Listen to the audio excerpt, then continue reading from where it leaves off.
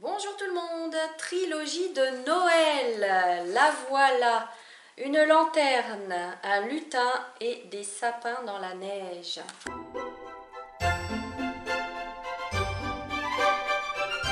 Si vous êtes débutant, je vous invite à visualiser les vidéos d'entraînement que je mets à disposition gratuitement, il y en a 9. Je vous apprends à travailler le mélange des couleurs, comment bien fondre les couleurs et je vous apprends également comment travailler les ombres pour rehausser la lumière de l'autre côté, c'est-à-dire comment donner du volume à une aquarelle. Je mets le lien dans la description. Je vous souhaite un bon atelier, prenez le temps, prenez du temps pour vous, laissez-vous porter par les couleurs et laissez émerger ce qui résonne en vous. Et je vous retrouve tout à l'heure.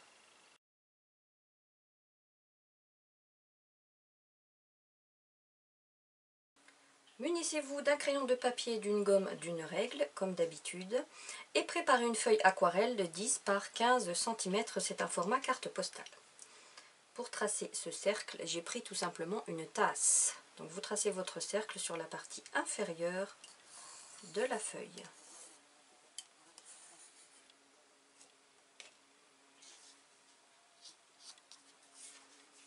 Une fois que ceci est fait, vous tracez un axe central qui passe.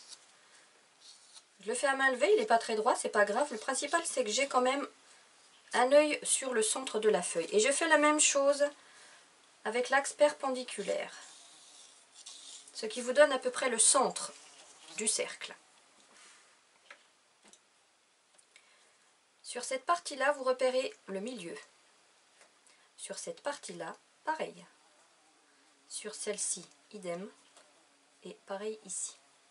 Ça va vous donner le carré qui va tracer notre lampe. Celle-ci sera légèrement plus large que mon modèle. Pour tracer ce carré, on va commencer par nos deux parallèles à droite et à gauche, que l'on referme avec un sourire. Si ça va plus loin que le petit trait ici, c'est pas grave. Au-dessus, c'est tout droit. Et on referme vers le bas avec deux arrondis sur le côté.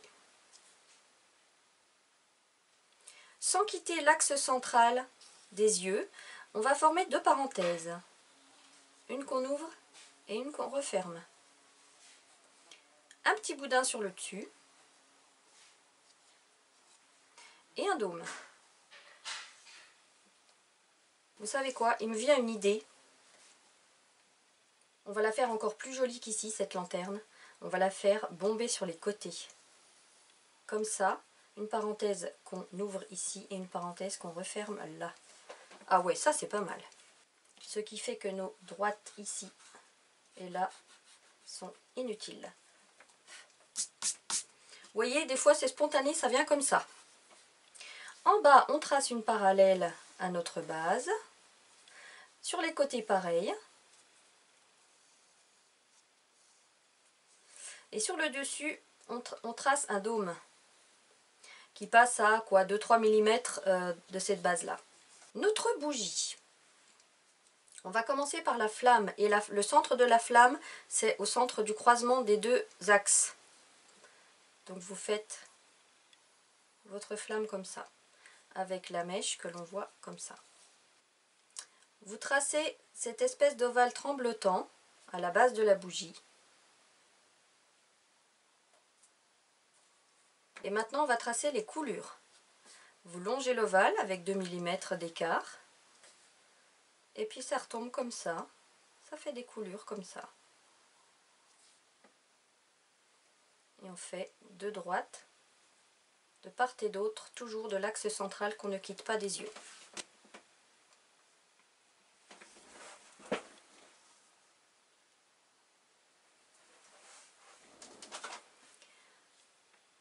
Deux traits au-dessus, c'est la tache de la lampe. Et en dessous, on va faire nos deux boules. La plus grosse, on ne voit pas le dessus. Et la plus petite est entière. En ce qui concerne les petites décorations, les petites spirales, ici c'est une spirale. Et là la même chose de l'autre côté. Ensuite c'est un S. Et pareil de l'autre côté.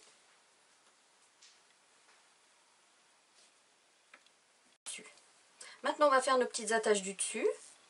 Un dôme, parallèle à cette courbe, qui se referme comme ça. Et la même chose au-dessus, mais en plus petit. Prenez votre crayon à encre indélébile et vous repassez tous les traits. Alors attention, vous ne repassez pas nos deux axes hein, qui nous ont servi de repère. Vous tracez la ficelle.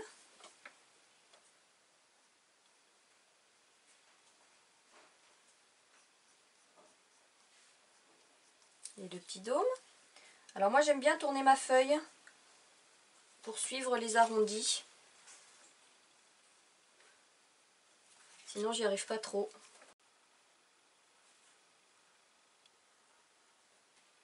Quand vous avez fini, vous pouvez gommer dans la foulée. Ça ne bavera pas. Dès l'instant où c'est de l'encre indélébile, ça ne bavera pas. Allez, maintenant on va protéger les parties qu'on ne veut pas peindre avec la drawing gum.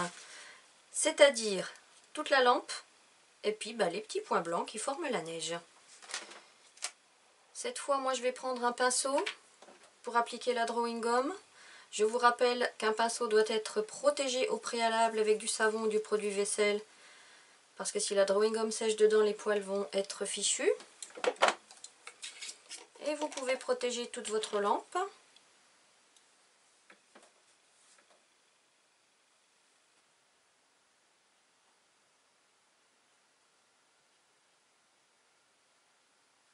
Voilà, en bas vous ne protégez que les deux boules, hein. Les S, c'est pas la peine de les protéger.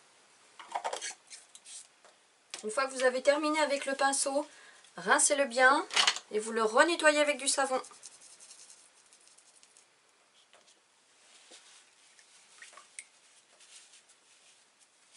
Après, je vais prendre un cure-dent pour appliquer les flocons de neige. Je commence par les ronds les plus gros et après je ferai les plus petits.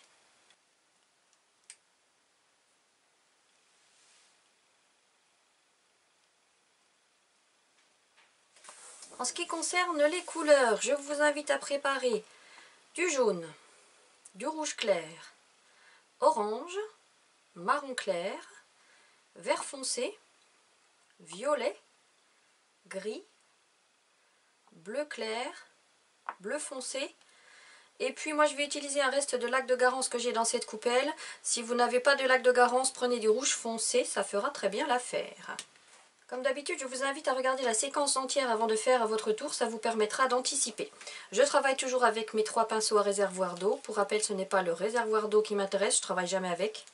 C'est la tenue des poils. Ce sont des poils synthétiques et ils se tiennent parfaitement bien. Des 3, je prends donc le plus gros pour mouiller toute la bulle sans m'occuper de la lanterne. Donc là, on peut y aller avec l'eau, hein.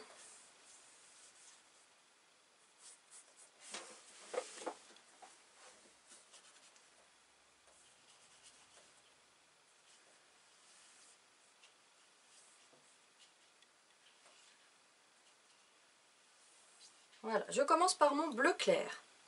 Alors, afin de bien suivre le bord, je tourne ma feuille. Je décide que ma lumière vient de la droite. Donc la lumière tape sur la boule en arrivant de la droite. Ce sera donc plus clair à droite qu'à gauche. Je laisse ici un espace tout blanc.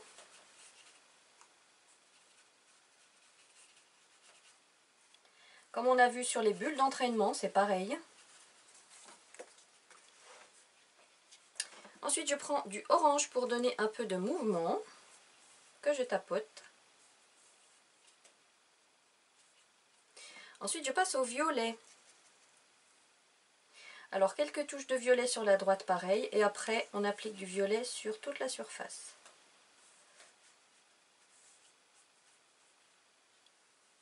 Enfin, toute la surface, une demi-lune, quoi.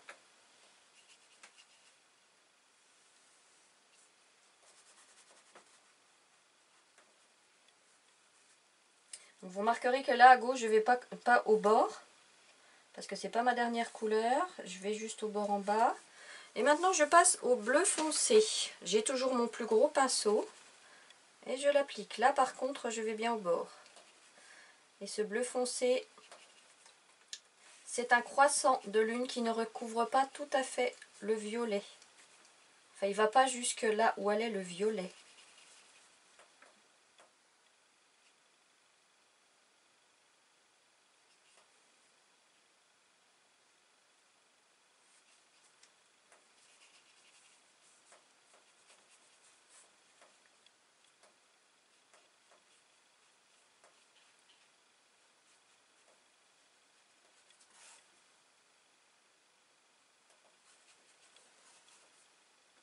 Ensuite, je prends mon gris de Pain, et je l'applique encore moins large que le bleu foncé. Vous savez, plus on va vers la gauche, plus c'est fin.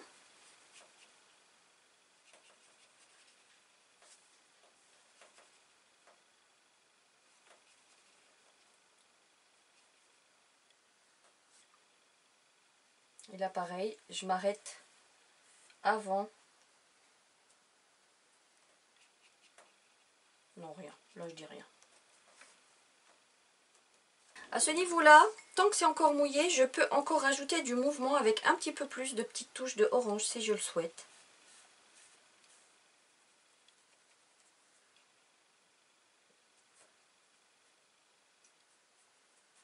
Après, c'est votre sensibilité, hein. Moi, là, pour ma sensibilité à moi, ça manque un peu de mouvement. Donc voilà, j'en rajoute de cette manière-là. Lorsque vous vous êtes assuré que tout est bien sec, vous pouvez retirer la drawing gum. Allez, on va travailler le dessus de la lampe. On va pas mouiller, on va l'appliquer directement à sec. Parce que c'est une toute petite surface et vous allez juste laisser une petite tache blanche là, à sec. Et pareil, une tache blanche là. Parce que si on mouille ça, je crains que ça migre un peu trop partout et qu'on perde notre effet. Du rouge par-dessus.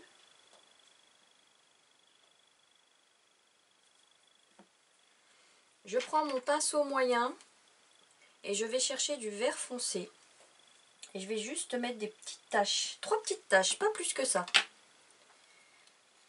Maintenant, je vais foncer avec mon lac de Garance. Vous prenez du rouge foncé si vous n'en avez pas, que j'applique juste sur la gauche. Maintenant, c'est selon votre sensibilité. Moi, j'ai envie de rajouter encore plus d'ombre. Je vais chercher du violet. Je rajoute une dernière ombre là, comme ça, juste en violet, en tapotant. Voilà, pas plus que ça. Je rince bien mon pinceau. Et je vais faire pareil à sec. La partie qui est là. En laissant, pareil, un petit croissant de lune blanc. Et le reste, je mouille. Alors, vous voyez comme c'est pas sec, les pigments, ils vont dans le jaune, hein, c'est normal, ils sont attirés par l'humidité. Mon rouge.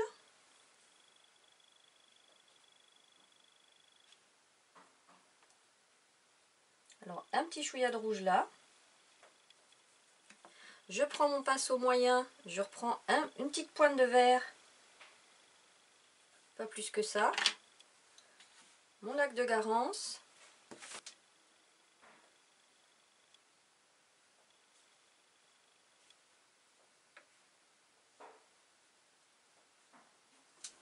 Et ma dernière ombre en violet. En tapotant. Voilà. On va travailler cette partie-là pareil. Alors là, par contre, cette fois, comme c'est un peu plus grand, je mouille un peu. Je commence par mon jaune.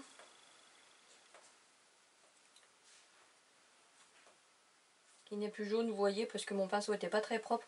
Vous laissez une tache de lumière ici.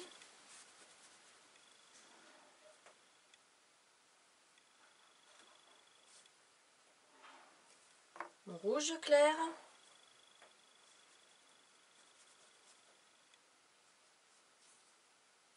Sur la droite, un petit chouïa. J'arrête là. Une petite touche de vert avec mon pinceau moyen. Lac de Garance.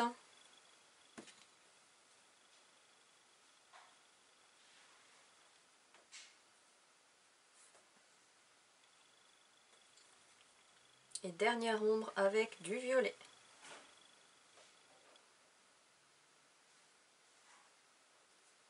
Je garde mon petit pinceau dans la main et je vais mouiller tout le tour.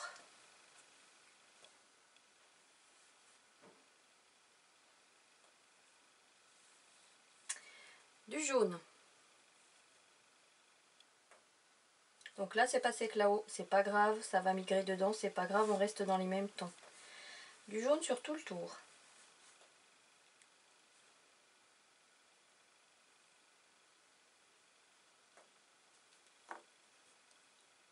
Mon rouge clair.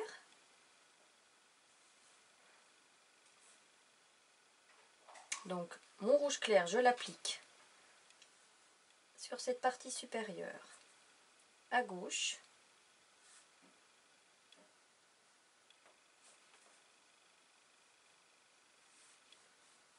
Et en dessous, pas à droite.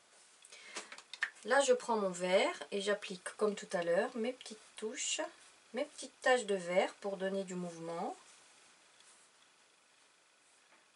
Ça et là. Je reprends mon petit pinceau, lac de Garance,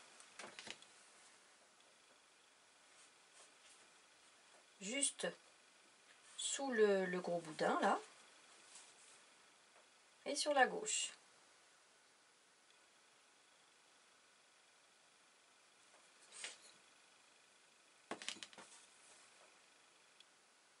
Et ce lac de Garance, il va s'arrêter à la moitié ici.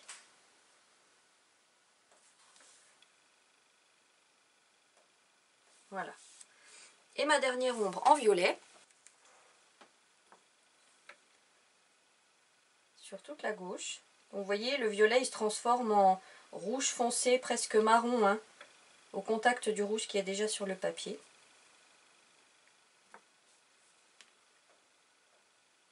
Et là, encore plus accentué, puisque c'est l'ombre portée de cette partie-là, qui se retrouve dessous. Voilà, à ce stade-là, je trouve qu'à droite, c'est pas assez intense. Ça n'a pas la même intensité qu'à gauche. Donc je reprends un peu de jaune. Et je repasse. Ça donne encore plus de lumière, vous voyez. Voilà. Je vais travailler mes deux boules en bas à sec, en commençant par du jaune. Donc je laisse une tache blanche sur la droite. Et là, je laisse une demi-lune sur la droite. Du rouge clair.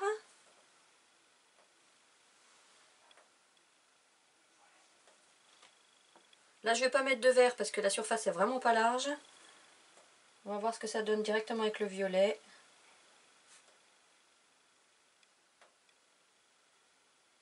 Voilà.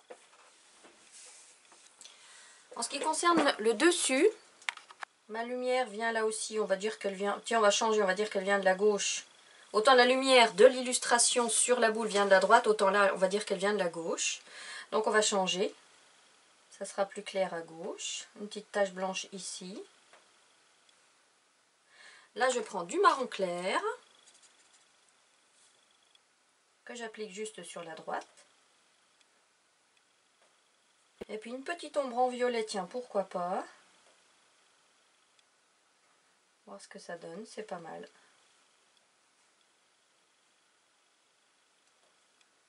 Voilà. J'ai changé mon eau de rinçage. Je prends mon gros pinceau et je mouille tout sauf la bougie. Je prends mon petit pinceau, du jaune. Je fais un cercle autour de la flamme. Et ce cercle-là, je ne le toucherai pas, il va rester blanc. Tout le reste, c'est du jaune.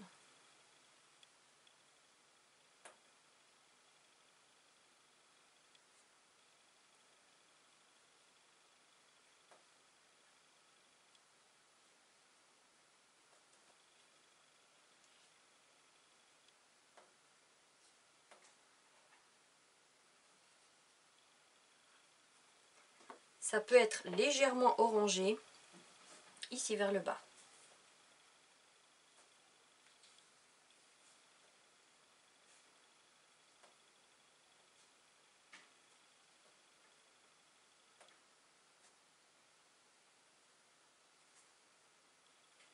L'important, c'est que tout soit bien fondu, hein. Voilà, et on attend que ça sèche. Pour faire ma flamme, je la mouille. J'applique du jaune. Si vous pouvez laisser un peu de blanc au centre, c'est bien. Et puis à la base, on va mettre un petit peu d'orange. Voilà. Le corps de la bougie, on mouille tout. Donc on va faire une bougie rouge. Il n'empêche que c'est une base de jaune quand même. Vous faites bien le tour de chaque coulure. On va laisser une petite tache blanche ici. C'est vraiment pour le mouvement, hein, parce que théoriquement, il n'y a pas de... La lumière, elle vient de partout, là. Du rouge clair.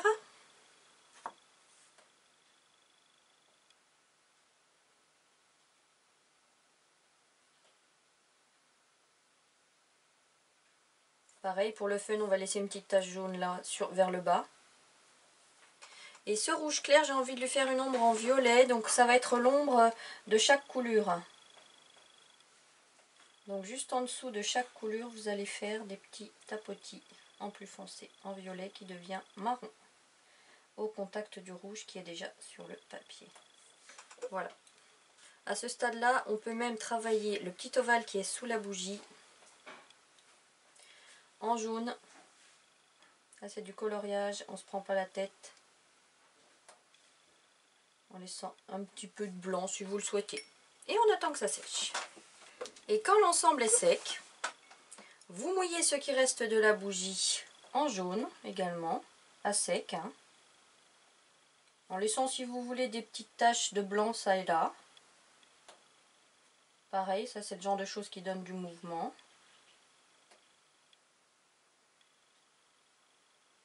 Ouais, là j'ai mis beaucoup d'eau. Hein. Et puis du rouge sur le bas, qui va migrer tout seul. Une petite, vous voyez, une petite touche, ça suffit. Hop, pas plus que ça. Et maintenant, on va faire nos petites décorations là sur le côté.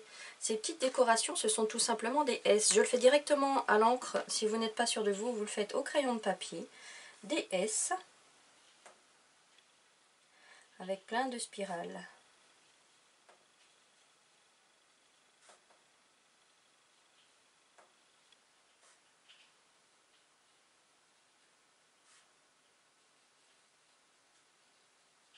Si vous n'arrivez pas pile poil en bas, c'est pas grave, hein, vous coupez le S avant, il n'y a pas de problème.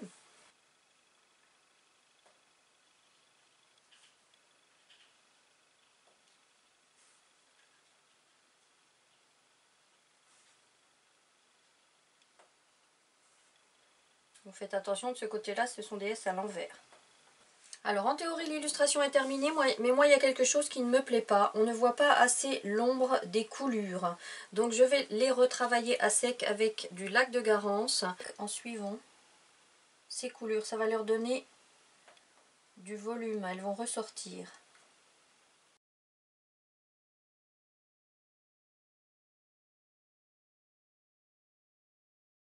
Alors une idée d'utilisation de ces boules de Noël, vous pouvez bien sûr offrir la petite carte à quelqu'un ou bien la mettre sous verre pour faire une déco de Noël jusqu'aux fêtes. Ou bien vous pouvez aussi la découper, faire un petit trou ici, mettre une ficelle et puis l'accrocher dans le sapin. Voilà, j'espère que ça vous a plu. Si vous avez des questions, n'hésitez pas à m'envoyer un mot ou à me laisser un commentaire. Dans le prochain atelier, on apprendra à travailler sur les sapins. Je vous embrasse très fort.